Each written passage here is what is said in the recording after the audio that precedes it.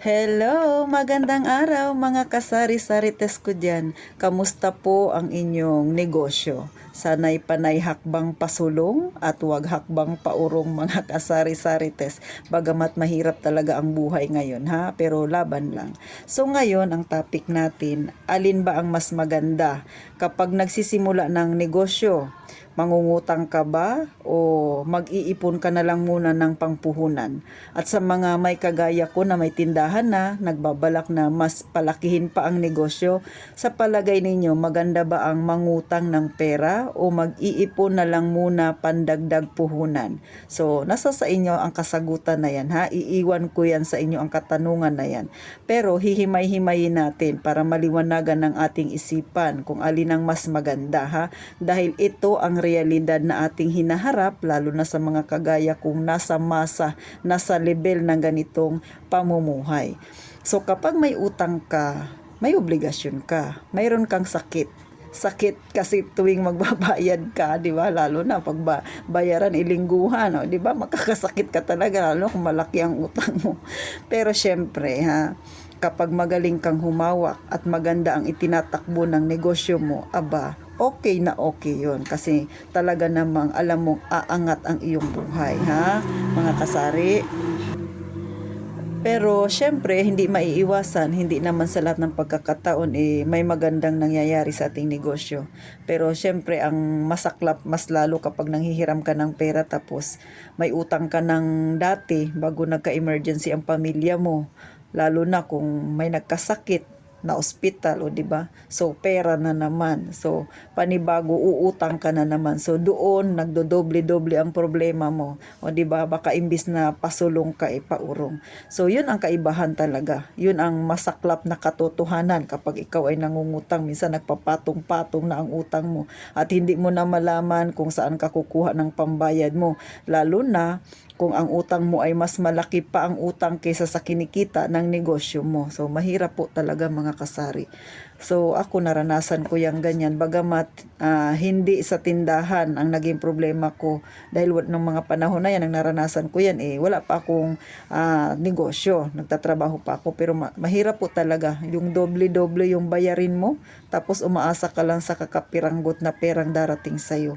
So kayo po, nasa sa inyo po yan. Pero iyan yung mga realidad na haharapin mo kapag nangutang ka. Syempre, wala naman sa ating nag-iisip na mangyari yan, di ba? Lahat naman ay positibo. Pero may posibilidad na maaring mangyari yan sa atin na may dumarating talagang problema na hindi natin inaasahan, di ba? Sino ba namang mag-iisip ng ganyan?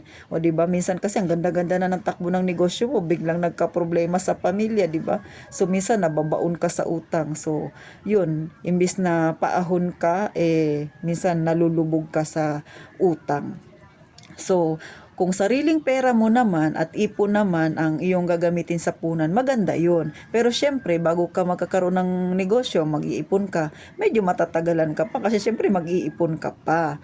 O, yun naman ang kaibahan nun. Kasi kung nangutang ka, andyan ka agad ang pera. Pero kung mag-iipon ka, matatagalan ka pa. Pero ang kagandahan ng pag-iipon, ano man ang mangyari, may pera ka, hindi sasakit ang ulo mo, wala kang alalahanin na bayarin. So yun naman ang kagandahan kapag sarili mong ipon yun, o di ba mga kasari? So sino ba ang nakaka-relate diyan? Kasi ako ganun bagamat maliit yung aking tindahan, nagsimula talaga ang capital ko sa 20,000. Pero hindi ako nangutang, o di ba? Nagdagdag ako ng puhunan, syempre nangutang ako, pero wala siyang interest. 'Yun ang kainaman, 'di ba? May kaibigan tayong mabait na mahihiraman, walang interest. Okay 'yun, 'di ba? Kasi nga ibabalik mo yung pera niya na wala kang ibang alalahanin na dadagdag pa yung utang mo kasi nga hindi niya naman pinatutubuan. So kung may ganyan kayong kaibigan, aba, okay 'yun, 'di ba? Panalong-panalo ka na sa ganong sitwasyon. So, 'yun po ang kaibahan ng mangungutang ka at mag-iipon pa lang. So sa mga baguhan dyan na gustong magkaroon ng negosyo, pag-isipan yung maigi. Huwag basta kara-karaka mag-iisip ka o magdidesisyon ka na mangungutang na lang ako para masimulan ko ang negosyo. Make sure na malaki ang kaalaman mo, sapat na ang kaalaman mo sa pagpapatakbo ng negosyo na papasukin mo. At saka handa ang loob mo sa maaaring mangyari. O di ba? Syempre hindi mo lang iisipin mo yung ngayon lang. Dapat yung isipin mo yung mga problemang haharapin mo, yung kinabukasan para hindi ka magkamali sa iyong desisyon. Kasi pag nagkaroon ka na ng negosyo, wala nang atrasan yan, di ba?